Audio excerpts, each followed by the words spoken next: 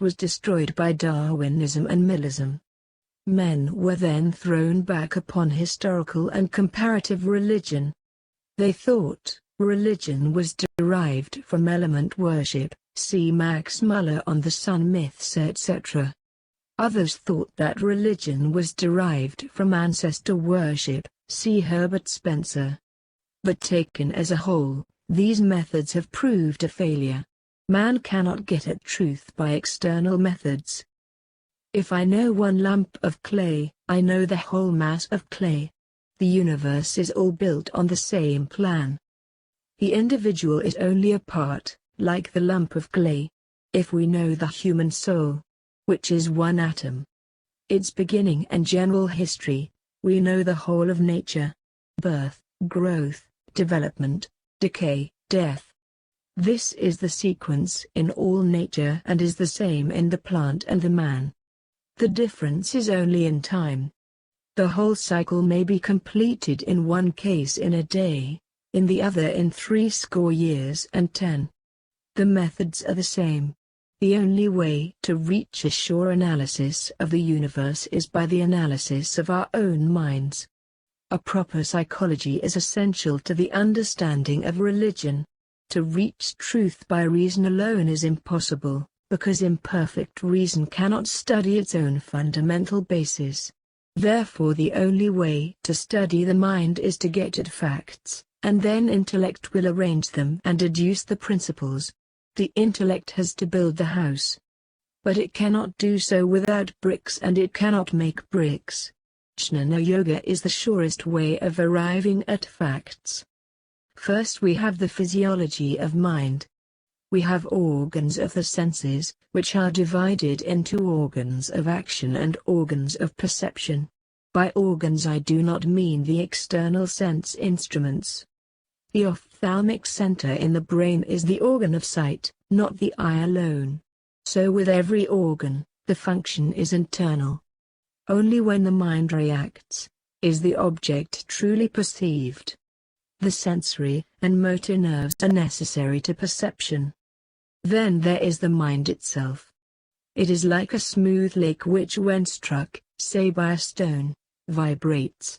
The vibrations gather together and react on the stone, and all through the lake they will spread and be felt. The mind is like the lake.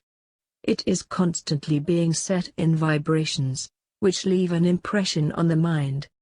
And the idea of the ego, or personal self, the I, is the result of these impressions. This I therefore is only the very rapid transmission of force and is in itself no reality. The mind stuff is a very fine material instrument used for taking up the prana. When a man dies, the body dies. But a little bit of the mind, the seed, is left when all else is shattered. And this is the seed of the new body called by St. Paul, the spiritual body. This theory of the materiality of the mind accords with all modern theories. The idiot is lacking in intelligence because his mind stuff is injured. Intelligence cannot be in matter nor can it be produced by any combinations of matter. Where then is intelligence? It is behind matter. It is the jiva, the real self, working through the instrument of matter. Transmission of force is not possible without matter, and as the jiva cannot travel alone, some part of mind is left as a transmitting medium when all else is shattered by death. How are perceptions made? The wall opposite sends an impression to me, but I do not see the wall until my mind reacts. That is to say, the mind cannot know the wall by mere sight. The reaction that enables the mind to get a perception of the wall is an intellectual process. In this way the whole universe is seen through our eyes plus mind, or perceptive faculty. It is necessarily colored by our own individual tendencies. The real wall, or the real universe, is outside the mind, and is unknown and unknowable. Call this universe X, and our statement is that the seen universe is X plus mind. What is true of the external must also apply to the internal world. Mind also wants to know itself, But this self can only be known through the medium of the mind and is, like the wall, unknown. This self we may call Y, and the statement would then be, Y plus mind is the inner self. Kant was the first to arrive at this analysis of mind, but it was long ago stated in the Vedas. We have thus, as it were, mind standing between X and Y and reacting on both. If X is unknown, then any qualities we give to it are only derived from our own mind. Time, space, and causation are the three conditions through which mind perceives. Time is the condition for the transmission of thought, and space for the vibration of grosser matter. Causation is the sequence in which vibrations come. Mind can only cognize through these.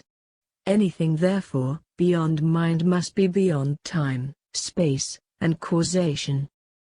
To the blind man the world is perceived by touch and sound. To us with five senses it is another world. If any of us developed an electric sense and the faculty seeing electric waves, the world would appear different. Yet the world, as the X to all of these, is still the same. As each one brings his own mind, he sees his own world. There is X plus one sense, X plus two senses, up to 5, as we know humanity. The result is constantly varied, yet X remains always unchanged. Y is also beyond our minds and beyond time, space, and causation. But, you may ask, how do we know there are two things, X and Y, beyond time, space, and causation? Quite true, time makes differentiation, so that, as both are really beyond time, they must be really one. When mind sees this one, it calls it variously X, when it is the outside world, and Y, when it is the inside world. This unit exists and is looked at through the lens of minds. The being of perfect nature, universally appearing to us, is God, is absolute. The undifferentiated is the perfect condition.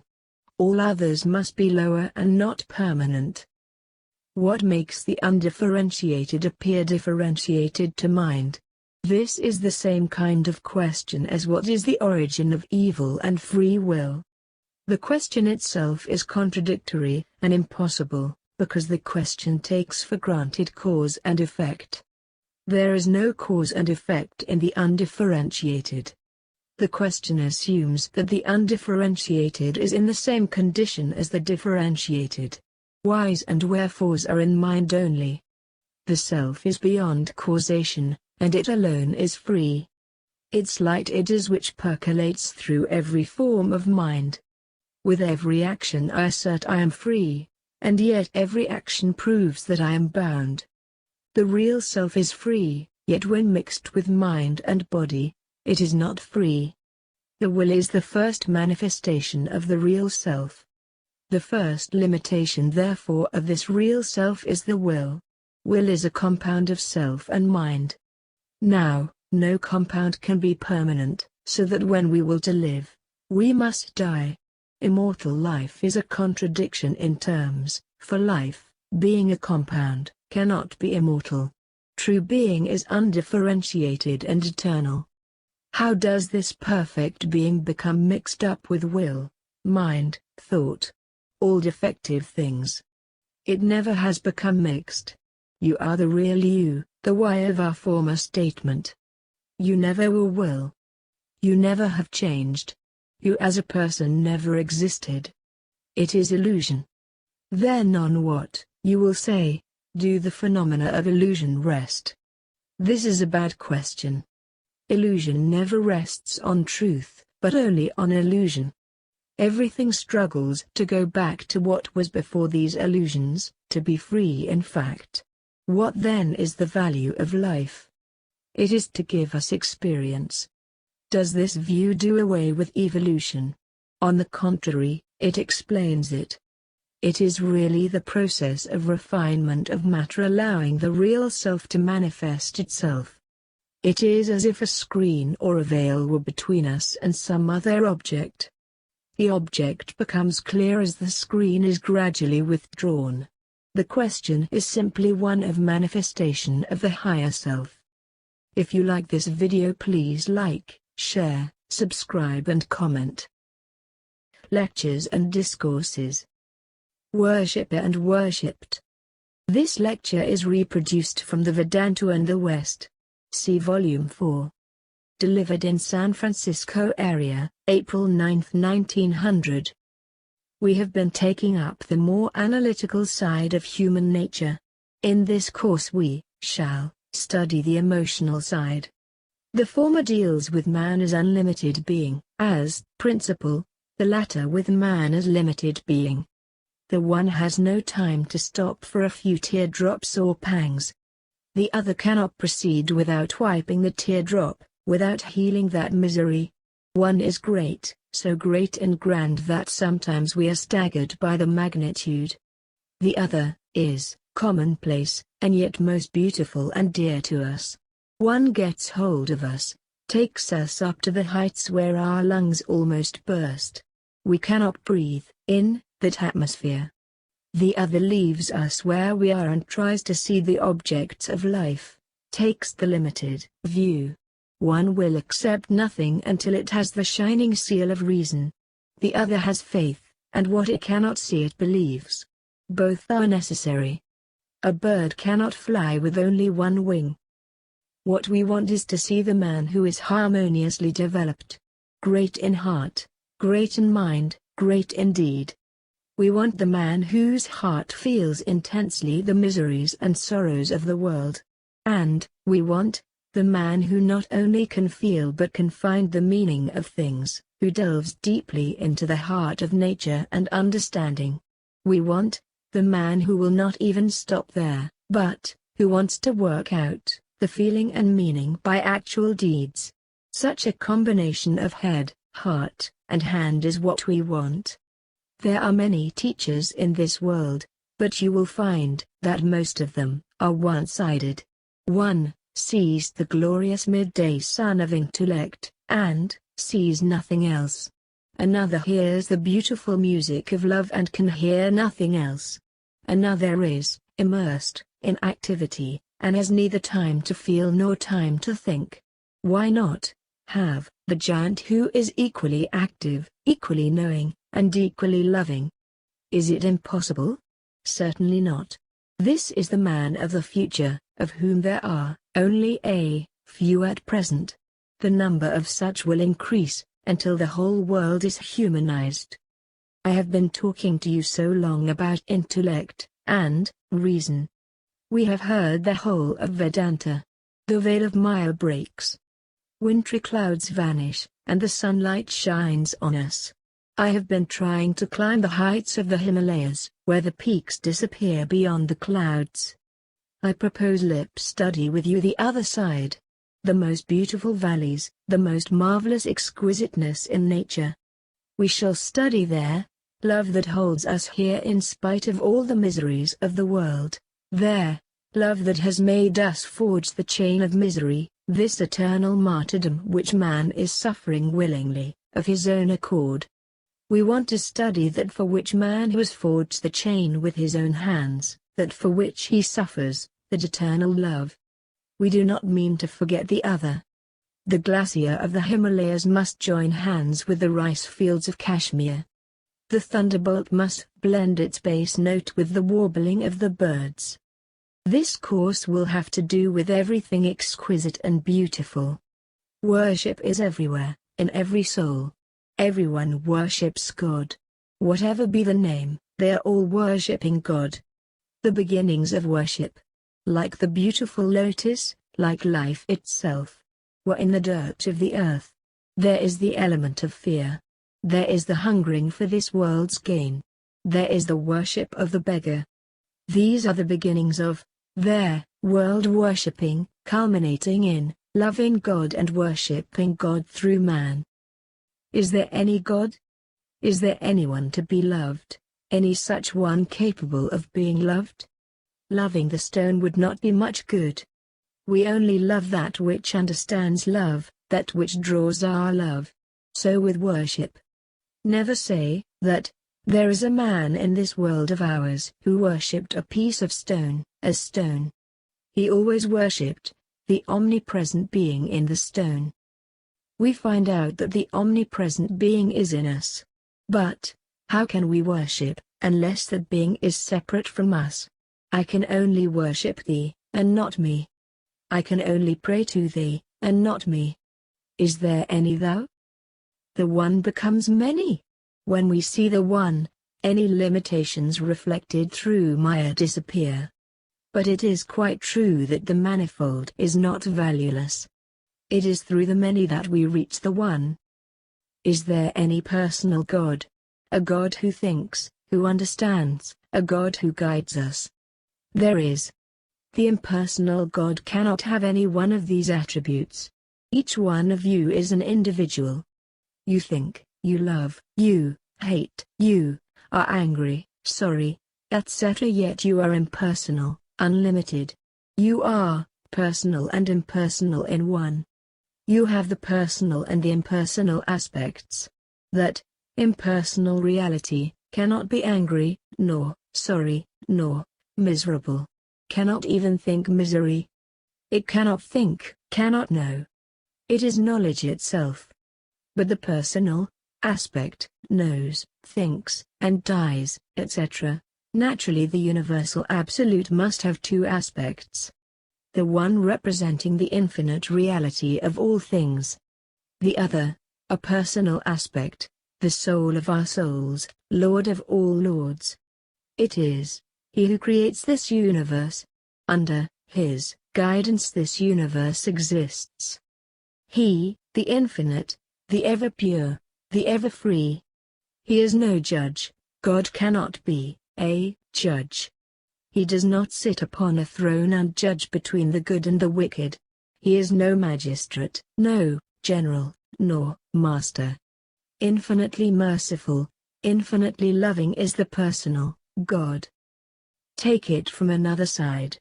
Every cell in your body has a soul conscious of the cell. It is a separate entity. It has a little will of its own, a little sphere of action of its own. All cells combined make up an individual.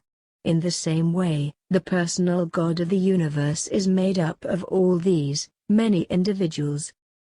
Take it from another side. You, as I see you, are as much of your absolute nature as has been limited and perceived by one.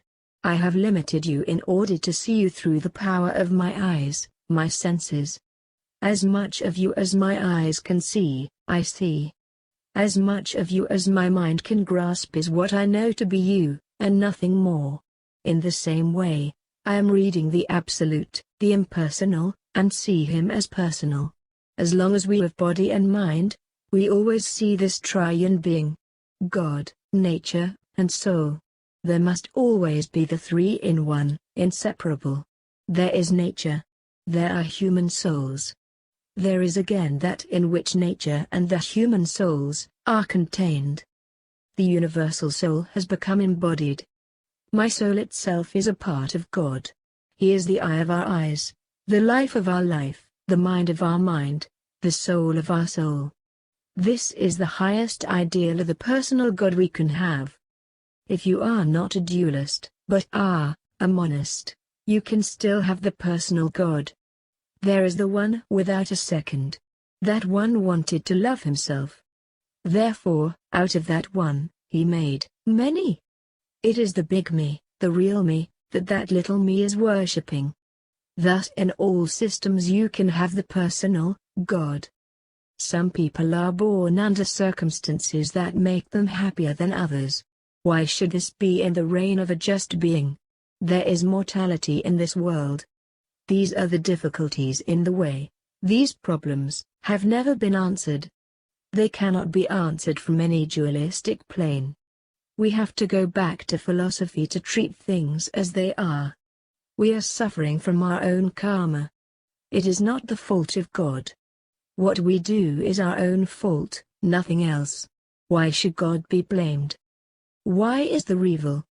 The only way you can solve the problem is by saying that God is the cause of both good and evil. The great difficulty in the theory of the personal God is that if you say he is only good and not evil, you will be caught in the trap of your own argument. How do you know there is a God?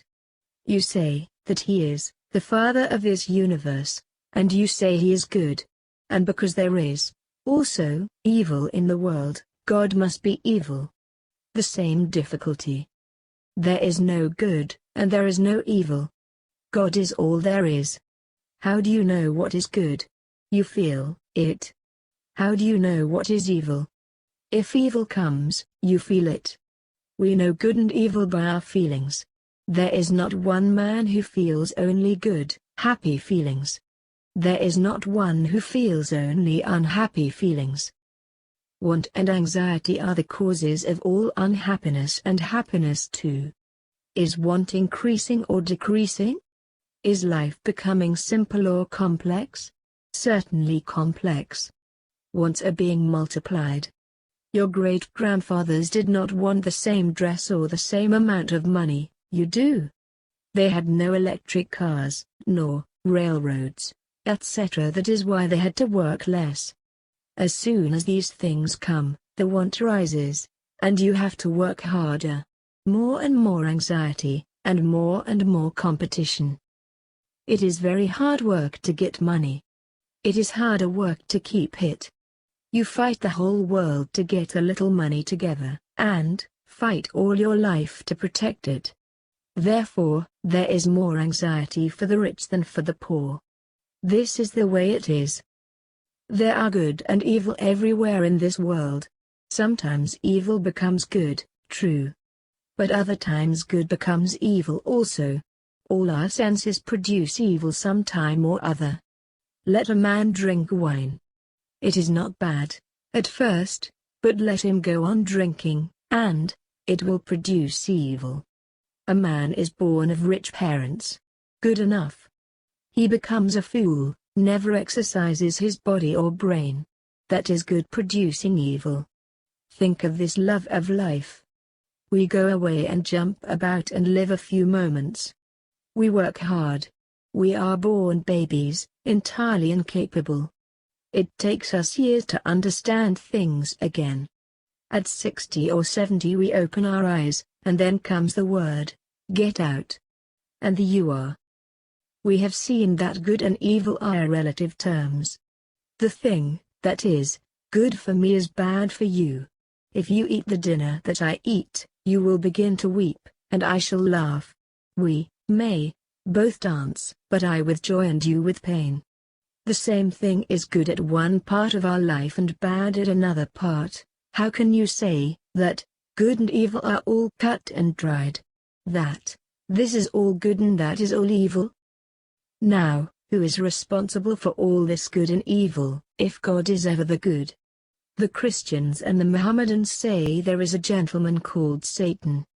How can you say there are two gentlemen working? There must be one. The fire that burns the child also cooks the meal. How can you call the fire good or bad, and how can you say it was created by two different persons? Who creates all, so-called, evil? God. There is no other way out. He sends death and life, plague and epidemics, and everything. If such is God, he is the good. He is the evil. He is the beautiful. He is the terrible. He is life. And he is death. How can such a God be worshipped? We shall come to understand how the soul can really learn to worship the terrible. Then that soul will have peace. Have you peace? Do you get rid of anxieties? Turn around, first of all, and face the terrible. Tear aside the mask and find the same God. He is the personal. All that is, apparently, good and all that is, apparently, bad. There is none else.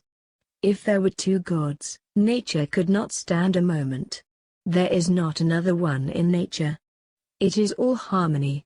If God played one side and the devil the other, the whole of nature would be in chaos. Who can break the law? If I break this glass, it will fall down. If anyone succeeds in throwing one atom out of place, every other atom will go out of balance. The law can never be broken. Each atom is kept in its place. Each is weighed and measured and fulfills its purpose and place. Through his command the winds blow, the sun shines. Through his rule the worlds are kept in place. Through his orders death is sporting upon the earth. Just think of 2 or 3 gods having a wrestling match in this world. It cannot be. We now come to see that we can have the personal God, the creator of this universe, who is merciful and also cruel. He is the good, he is the evil. He smiles, and he frowns. And none can go beyond his law. He is the creator of this universe. What is meant by creation? Something coming out of nothing. 6,000 years ago God woke up from his dream and created the world, and, before that there was nothing? What was God doing then? Taking a good nap. God is the cause of the universe, and we can know the cause through the effect. If the effect is not present, the cause is not there. Cause. The cause is always known in and through the effect. Creation is infinite. You cannot think of the beginning in time or in space. Why does he create it? Because he likes to. Because he is free. You and I are bound by law, because we can work only in certain ways and not in others. Without hands, he can grasp everything. Without feet, he moves fast. Without body, he is omnipotent, whom no eyes can see, but who is the cause of sight in every eye. Know him to be the Lord. You cannot worship anything else. God is the omnipotent supporter of this universe. What is called law is the manifestation of his will. He rules the universe by his laws. So far, we have discussed God and nature, eternal God and eternal nature. What about souls? They also are eternal. No soul was, ever, created. Neither can their soul die. Nobody can even imagine his own death. The soul is infinite, eternal. How can it die? It changes bodies. As a man takes off his old, worn-out garments and puts on new and fresh ones, even so the worn-out body is thrown away and a fresh body is taken. What is the nature of the soul? The soul is also omnipotent and omnipresent. Spirit has neither length, nor breadth, nor thickness.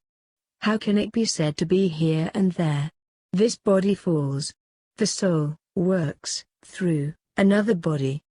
The soul is a circle of which the circumference is nowhere, but the center is in the body.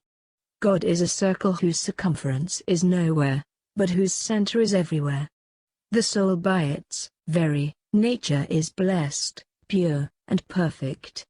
It could never be pure if its nature was impure. The soul's nature is purity. That is why souls can become pure. It is blessed by nature. That is why it can become blessed. It is peace. That is why it can become peaceful. All of us who find ourselves in this plane, attracted to the body, work hard for a living, with jealousies and quarrels and hardships, and then death. That shows we are not what we should be. We are not free, perfectly pure, and so on. The soul, as it were, has become degraded. Then what the soul requires is expansion. How can you do it? Can you work it out yourself? No. If a man's face is dusty, can you wash it out with dust? If I put a seed in the ground, the seed produces a tree, the tree produces a seed, the seed another tree, etc., hen and egg, egg and hen. If you do something good, you will have to reap the result of that, be born again and be sorry. Once started in this infinite chain, you cannot stop. You go on. Up and down, to heavens and earths, and all these bodies. There is no way out. Then how can you get out of all this, and what are you here for? One idea is to get rid of misery. We are all struggling day and night to get rid of misery. We cannot do it by work. Work will produce more work. It is only possible if there is someone who is free himself and lends us a hand. Hear, ye children of immortality, all those that reside in this plane and all those that reside in the heavens above, I have found the secret, says the great sage. I have found him who is beyond all darkness. Through his mercy alone we cross this ocean of life. In India, the idea of the goal is this. There are heavens, there are hells, there are earths, but they are not permanent. If I am sent to hell, it is not permanent.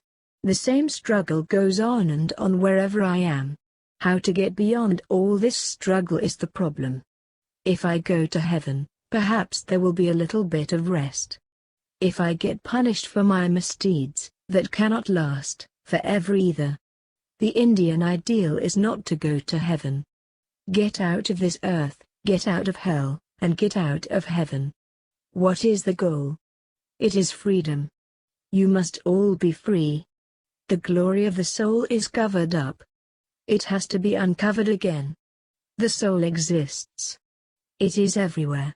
Where shall it go? Where can it go? It can only go where it is not. If you understand that, it is ever present. There will be perfect happiness forever afterwards. No more births and deaths. No more disease, no body. There, body itself is the biggest disease. The soul shall stand as soul. Spirit shall live as spirit. How is this to be done? By worshipping the Lord in the soul, who, by his very nature is ever present, pure, and perfect. There cannot be two almighty beings in this world.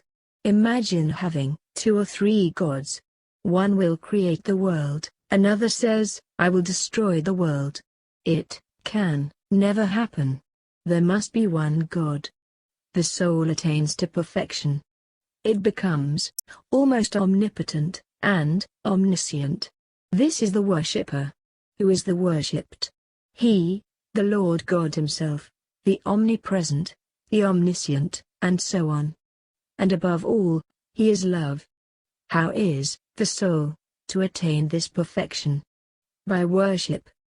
Vedanta and the West, July to August 1955. If you like this video, please like, share, subscribe and comment. Works of Swamy Vivekananda. Volume 6. Lectures and Discourses. Introduction to Jnana Yoga. This is the rational and philosophic side of yoga and very difficult, but I will take you slowly through it. Yoga means the method of joining man and God. When you understand this, you can go on with your own definitions of man and God, and you will find the term yoga fits in with every definition. Remember always, there are different yogas for different minds, and that if one does not suit you, another may. All religions are divided into theory and practice. The Western mind has given itself up to the theory and only sees the practical part of religion as good works. Yoga is the practical part of religion and shows that religion is a practical power apart from good works. At the beginning of the 19th century, man tried to find God through reason, and deism was the result. What little was left of God by this process was destroyed by Darwinism and Millism. Men were then thrown back upon historical and comparative religion. They thought religion was derived from element worship, see Max Muller on the sun myths etc. Others thought that religion was derived from ancestor worship, see Herbert Spencer. But taken as a whole, these methods have proved a failure. Man cannot get at truth by external methods. If I know one lump of clay, I know the whole mass of clay. The universe is all built on the same plan. The individual is only a part, like the lump of clay. If we know the human soul, which is one atom, its beginning and general history, we know the whole of nature. Birth, growth, development, decay, death. This is the sequence in all nature and is the same in the plant and the man. The difference is only in time. The whole cycle may be completed in one case in a day, in the other in 60 years and 10. The methods are the same. The only way to reach a sure analysis of the universe is by the analysis of our own minds. A proper psychology is essential to the understanding of religion. To reach truth by reason alone is impossible, because imperfect reason cannot study its own fundamental basis. Therefore the only way to study the mind is to get at facts, and then intellect will arrange them and deduce the principles. The intellect has to build the house. But it cannot do so without bricks, and it cannot make bricks. Jnana Yoga is the surest way of arriving at facts. First we have the physiology of mind. We have organs of the senses, which are divided into organs of action and organs of perception. By organs I do not mean the external sense instruments. The ophthalmic center in the brain is the organ of sight, not the eye alone. So with every organ, the function is internal. Only when the mind reacts, is the object truly perceived. The sensory and motor nerves are necessary to perception. Then there is the mind itself. It is like a smooth lake which, when struck, say by a stone, vibrates. The vibrations gather together and react on the stone, and all through the lake they will spread and be felt. The mind is like the lake. It is constantly being set in vibrations, which leave an impression on the mind. And the idea of the ego, or personal self, the I, is the result of these impressions. This I therefore is only the very rapid transmission of force and is in itself no reality. The mind stuff is a very fine material instrument used for taking up the prana.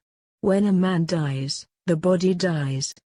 But a little bit of the mind, the seed, is left when all else is shattered. And this is the seed of the new body called by St. Paul, the spiritual body. This theory of the materiality of the mind accords with all modern theories. The idiot is lacking in intelligence because his mind stuff is injured. Intelligence cannot be in matter, nor can it be produced by any combinations of matter. Where then is intelligence? It is behind matter. It is the jiva, the real self, working through the instrument of matter. Transmission of force is not possible without matter, and as the jiva cannot travel alone, some part of mind is left as a transmitting medium when all else is shattered by death. How are perceptions made? The wall opposite sends an impression to me, but I do not see the wall until my mind reacts. That is to say, the mind cannot know the wall by mere sight. The reaction that enables the mind to get a perception of the wall is an intellectual process. In this way the whole universe is seen through our eyes plus mind, or perceptive faculty. It is necessarily colored by our own individual tendencies. The real wall, or the real universe, is outside the mind, and is unknown and unknowable. Call this universe X, and our statement is that the seen universe is X plus mind. What is true of the external must also apply to the internal world. Mind also wants to know itself, but this self can only be known through the medium of the mind and is, like the wall, unknown. This self we may call Y, and the statement would then be, Y plus mind is the inner self. Kant was the first to arrive at this analysis of mind, but it was long ago stated in the Vedas. We have thus, as it were, mind standing between X and Y and reacting on both. If X is unknown, then any qualities we give to it are only derived from our own mind. Time, space, and causation are the three conditions through which mind perceives. Time is the condition for the transmission of thought, and space for the vibration of grosser matter. Causation is the sequence in which vibrations come. Mind can only cognize through these. Anything therefore, beyond mind must be beyond time, space, and causation. To the blind man the world is perceived by touch and sound. to us with 5 senses, it is another world. If any of us developed an electric sense and the faculty seeing electric waves, the world would appear different. Yet the world, as the X to all of these, is still the same. As each one brings his own mind, he sees his own world. There is X plus 1 sense, X plus 2 senses, up to 5, as we know humanity. The result is constantly varied, yet X remains always unchanged. Y is also beyond our minds and beyond time, space, and causation. But, you may ask, how do we know there are 2 things, X and Y, beyond time, space, and causation? Quite true, time makes differentiation, so that, as both are really beyond time, they must be really one. When mind sees this one, it calls it variously X, when it is the outside world, and Y, when it is the inside world. This unit exists and is looked at through the lens of minds. The being of perfect nature, universally appearing to us, is God, is absolute. The undifferentiated is the perfect condition. All others must be lower and not permanent. What makes the undifferentiated appear differentiated to mind? This is the same kind of question as what is the origin of evil and free will. The question itself is contradictory and impossible, because the question takes for granted cause and effect. There is no cause and effect in the undifferentiated. The question assumes that the undifferentiated is in the same condition as the differentiated. Whys and wherefores are in mind only. The self is beyond causation, and it alone is free. Its light it is which percolates through every form of mind. With every action I assert I am free, and yet every action proves that I am bound. The real self is free, yet when mixed with mind and body, it is not free. The will is the first manifestation of the real self. The first limitation therefore of this real self is the will. Will is a compound of self and mind. Now, no compound can be permanent, so that when we will to live, we must die. Immortal life is a contradiction in terms, for life, being a compound, cannot be immortal. True being is undifferentiated and eternal. How does this perfect being become mixed up with will, mind, thought? All defective things. It never has become complete works of you are the real you, share the why of our form and comment. You never will. You never have changed.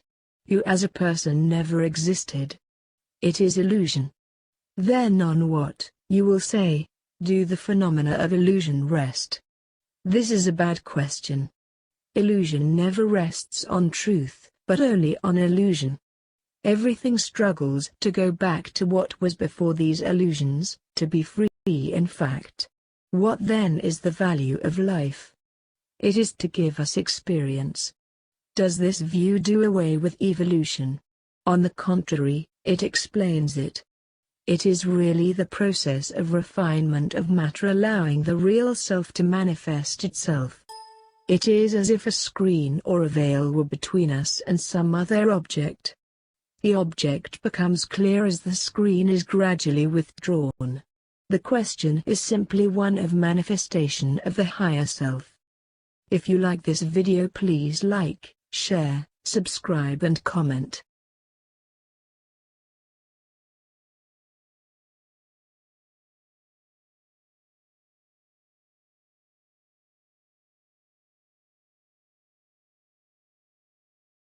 Complete works of Swamy Vivekananda. Volume 6. Lectures and Discourses. Formal Worship. This lecture is reproduced from the Vedanta and the West. See Volume 4. Delivered in San Francisco area, April 10, 1900. All of you who are students of the Bible understand that the whole of Jewish history and Jewish thought have been produced by 2 types of teachers. Complete works of Swamy Vivekananda. The priests representing the power of conservatism, The prophets, the power of progress. The whole thing is that a conservative ritualism creeps in. Formality gets hold of everything. This is true of every country and every religion. Then come some new seers with new visions. They preach new ideals and ideas and give a new push to society. In a few generations the followers become so faithful to their master's ideas that they cannot see anything else. The most advanced, liberal preachers of this age within a few years will be the most conservative priests. The advanced thinkers, in their turn, will begin to hinder the man who goes a little farther. They will not let anyone go farther than what they themselves have attained. They are content to leave things as they are. The power which works through the formative principles of every religion in every country is manifested in the forms of religion. Principles and books, certain rules and movements. Standing up, sitting down. All these belong to the same category of worship. Spiritual worship becomes materialized in order that the majority of mankind can get hold of it. The vast majority of mankind in every country are never seen to worship spirit as spirit. It is not yet possible. I do not know if there ever will be a time when they can. How many thousands in this city are ready to worship God as spirit? Very few. They cannot. They live in the senses. You have to give them cut and dried ideas. Tell them to do something physical. Stand up 20 times. Sit down 20 times. They will understand that. Tell them to breathe in through one nostril and breathe out through the other. They will understand that. All this idealism about spirit they cannot accept at all. It is not their fault. If you have the power to worship God as spirit, good. But there was a time when you could not. If the people are crude, the religious conceptions are crude, and the forms are uncouth and gross. If the people are refined and cultured, the forms are more beautiful. There must be forms, only the forms change according to the times. It is a curious phenomenon that there never was a religion started in this world with more antagonism to the worship of forms than Mohammedanism. The Mohammedans can have neither painting, nor sculpture, nor music. That would lead to formalism. The priest never faces his audience. If he did, that would make a distinction. This way there is none. And yet it was not 2 centuries after the prophet's death before saint worship developed. Here is the toe of the saint. There is the skin of the saint. So it goes. Formal worship is one of the stages we have to pass through. Therefore, instead of crusading against it, let us take the best in worship and study its underlying principles. Of course, the lowest form of worship is what is known as tree and stone worship. Every crude, uncultured man will take up anything and add to it some idea of his own. And that will help him. He may worship a bit of bone, or stone. Anything. In all these crude states of worship man has never worshipped a stone as stone, a tree as tree. You know that from common sense. Scholars sometimes say that men worshipped stones and trees. That is all nonsense. Tree worship is one of the stages through which the human race passed. Never, really, was there ever worship of anything but the spirit by man. He is spirit, and can feel nothing but spirit. Divine mind could never make such a gross mistake as to worship spirit as matter. In this case, man conceived the stone as spirit or the tree as spirit. He imagined that some part of that being resides in the stone or the tree, that the stone or the tree has a soul. Tree worship and serpent worship always go together. There is the tree of knowledge. There must always be the tree, and the tree is somehow connected with the serpent. These are the oldest forms of worship. Even though you find that some particular tree or some particular stone is worshipped, not all there, trees or stones in the world. A higher state in formal worship is that of images, of ancestors and God. People make images of men who have died and imaginary images of God. Then they worship those images. Still higher is the worship of saints, of good men and women who have passed on. Men worship their relics. They feel that the presence of the saints is somehow in the relics, and that they will help them. They believe that, if they touch the saint's bone, they will be healed. Not that the bone itself heals, but that the saint who resides there does. These are all low states of worship and yet worship. We all have to pass through them. It is only from an intellectual standpoint that they are not good enough. In our hearts we cannot get rid of them. If you take from a man all the saints and images and do not allow him to go into a temple, he will still imagine all the gods. He has to. A man of 80 told me he could not conceive God except as an old man with a long beard sitting on a cloud. What does that show? His education is not complete. There has not been any spiritual education, and he is unable to conceive anything except in human terms. There is still a higher order of formal worship. The world of symbolism. The forms are still there, but they are neither trees, nor stones, nor images, nor relics of saints. They are symbols. There are all sorts of symbols, all over the world. The circle is a great symbol of eternity. There is the square, the well-known symbol of the cross, and two figures like S and Z crossing each other. Some people take it into their heads to see nothing in symbols. Others want all sorts of abracadabra. If you tell them plain, simple truths, they will not accept them. Human nature being what it is, the less they understand the better. The greater man, they think, you are. In all ages in every country such worshippers are deluded by certain diagrams and forms. Geometry was the greatest science of all. The vast majority of the people knew nothing of it. They believed that if the geometrist just drew a square and said abracadabra at the four corners, the whole world would begin to turn, the heavens would open, and God would come down and jump about and be a slave. There is a whole mass of lunatics today poring over these things day and night. All this is a sort of disease. It is not for the metaphysician at all. It is for the physician. I am making fun, but I am so sorry. I see this problem so grave. In India these are signs of the decay of the race, of degradation and duress. The sign of vigor, the sign of life, the sign of hope, the sign of health, the sign of everything that is good, is strength. As long as the body lives, there must be strength in the body, strength in the mind, and strength in the hand. In wanting to get spiritual power through all this abracadabra, there is fear, fear of life. I do not mean that sort of symbolism. But there is some truth in symbolistic. There cannot be any falsehood without some truth behind it. There cannot be any imitation without something real. There is the symbolic form of worship in the different religions. There are fresh, vigorous, poetic, healthy symbols. Think of the marvelous power the symbol of the cross has had upon millions of people.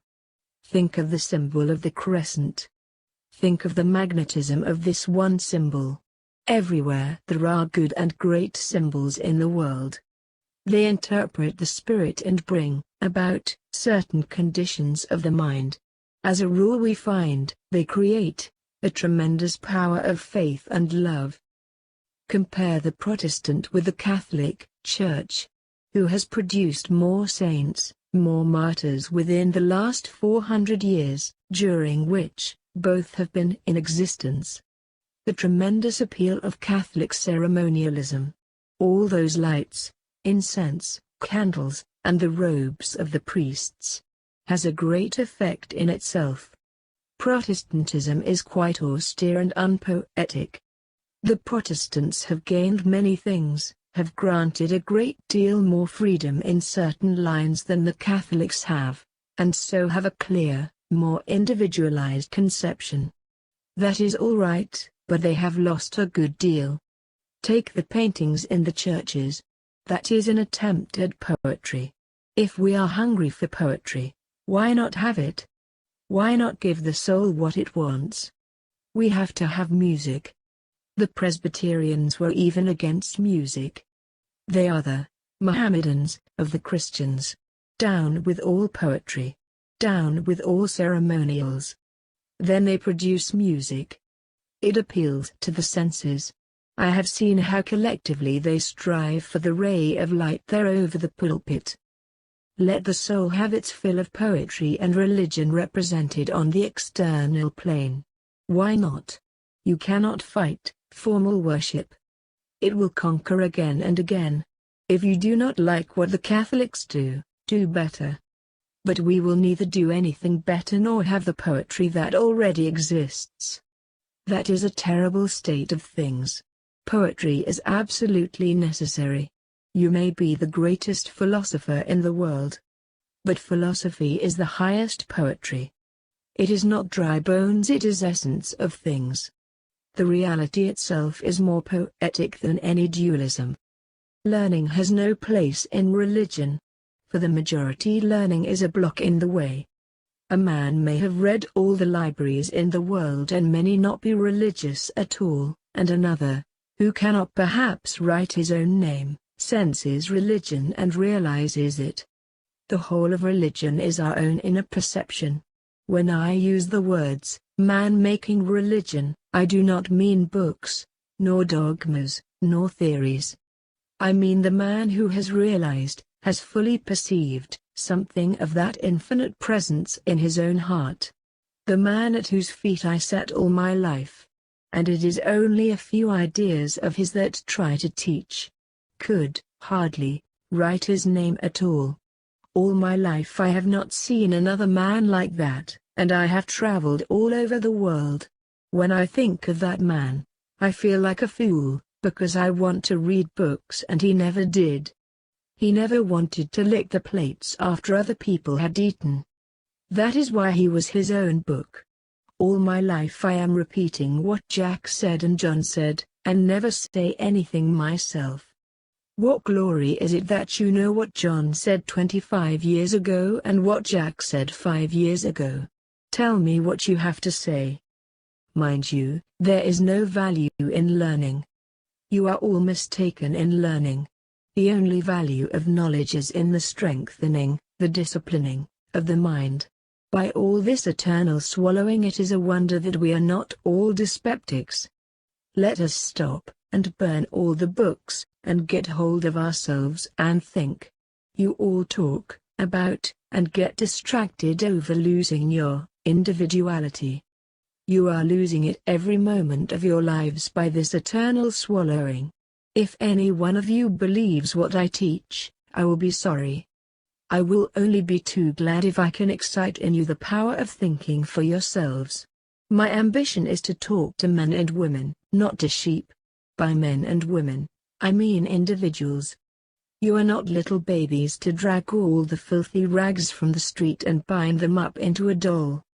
This is a place for learning. That man is placed in the university. He knows all about what Mr. Blank said. But Mr. Blank said nothing. If I had the choice I would say to the professor, get out.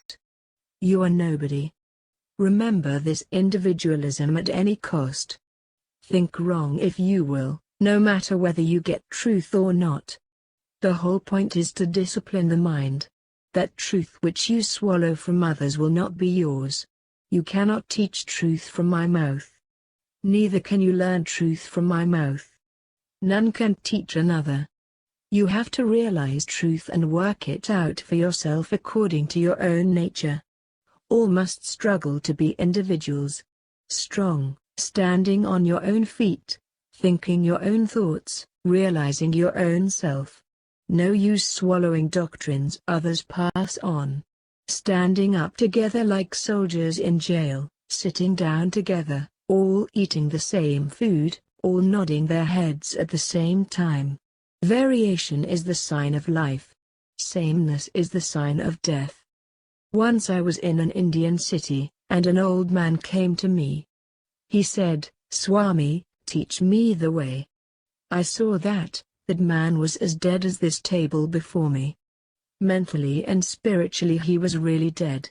I said, "Will you do what I ask you to do? Can you steal? Can you drink wine? Can you eat meat?" The man exclaimed, "What are you teaching?" I said to him, "Did this wall ever steal? Did the wall ever drink wine?" "No, sir." Man steals, and he drinks wine, and becomes God. I know you are not the wall, my friend. Do something. Do something. I saw that if that man stole, his soul would be on the way to salvation. How do I know that you are individuals? All saying the same thing, all standing up and sitting down together. That is the road to death.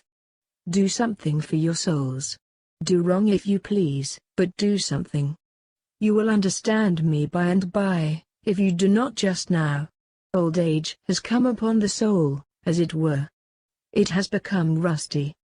The rust must be rubbed off, and then we go on. Now you understand why there is evil in the world. Go home and think of that, just to take off that rustiness. We pray for material things. To attain some end we worship God with shopkeeping worship. Go on and pray for food and clothes. Worship is good. Something is always better than nothing. A blind uncle is better than no uncle at all. A very rich young man becomes ill, and then to get rid of his disease he begins to give to the poor. That is good, but it is not religion yet, not spiritual religion. It is all on the material plane. What is material, and what is not? When the world is the end and God the means to attain that end, that is material. When God is the end and the world is only the means to attain that end, spirituality has begun. Thus, to the man who wants this material life enough, all his heavens are a continuance of this life. He wants to see all the people who are dead, and have a good time once more. There was one of those ladies who bring the departed spirits down to us. A medium. She was very large, yet she was called medium. Very good. This lady liked me very much and invited me to come. The spirits were all very polite to me. I had a very peculiar experience. You understand, it was a séance, midnight. The medium said, "I see a ghost standing here. The ghost tells me that there is a Hindu gentleman on that bench." I stood up and said, "It required no ghost to tell you that." There was a young man present who was married, intelligent, and well educated. He was there to see his mother. The medium said, "So-and-so's mother is here." This young man had been telling me about his mother. She was very thin when she died, but the mother that came out of the screen. You ought to have seen her. I wanted to see what this young man would do. To my surprise he jumped up and embraced this spirit and said, "Oh mother, how beautiful you have grown in the spirit land." I said, "I am blessed that I am here. It gives me an insight into human nature." Going back to our formal worship. It is a low state of worship when you worship God as a means to the end, which is this life and this world. The vast majority of people have never had any conception of anything higher than this lump of flesh and the joys of the senses. Even in this life, all the pleasures these poor souls have are the same as the beasts. They eat animals. They love their children. Is that all the glory of man? And we worship God Almighty. What for? Just to give us these material things and defend them all the time. It means we have not gone beyond their animals and birds. We are no better. We do not know any better. And woe unto us, we should know better. The only difference is that they do not have a God like ours. We have the same 5 senses as the animals, only theirs are better. We cannot eat a morsel of food with the relish that a dog chews a bone. They have more pleasure in life than we. So we are a little less than animals. Why should you want to be something that any power in nature can operate better? This is the most important question for you to think about. What do you want? This life, these senses, this body, or something infinitely higher and better, something from which there is no more fall, no more change? So what does it mean? You say, Lord, give me my bread, my money. Heal my diseases. Do this and that.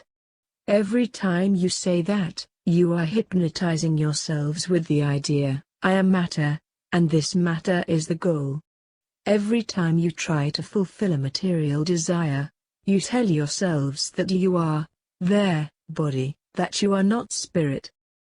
Thank God, this is a dream. Thank God, for it will vanish. Thank God, there is death, glorious death, because it ends all this delusion, this dream, this fleshiness, this anguish. No dream can be eternal. It must end sooner or later. There is none who can keep his dream forever. I thank God that it is so. Yet this form of worship is all right. Go on. To pray for something is better than nothing. These are the stages through which we pass. These are the first lessons. Gradually, the mind begins to think of something higher than the senses, the body, the enjoyments of this world. How does man do it? First he becomes a thinker. When you think upon a problem, there is no sense enjoyment there, but there, exquisite delight of thought. It is that makes the man. Take one great idea. It deepens. Concentration comes. You no longer feel your body. Your senses have stopped. You are above all physical senses. All that was manifesting itself through the senses is concentrated upon that one idea. That moment you are higher than the animal. You get the revelation none can take from you. A direct perception of something higher than the body. Therein is the gold of mind, not upon the plane of the senses. Thus, working through the plane of the senses, you get more and more entry into the other regions, and then this world falls away from you. You get one glimpse of that spirit, and then your senses and your sense enjoyments, your dinging to the flesh, will all melt away from you. Glimpse after glimpse will come from the realm of spirit. You will have finished yoga, and spirit will stand revealed as spirit. Then you will begin the worship of God as spirit. Then you will begin to understand that worship is not to gain something. At heart, our worship was that infinite finite element, love, which is an eternal sacrifice at the feet of the Lord by the soul. Thou and not I.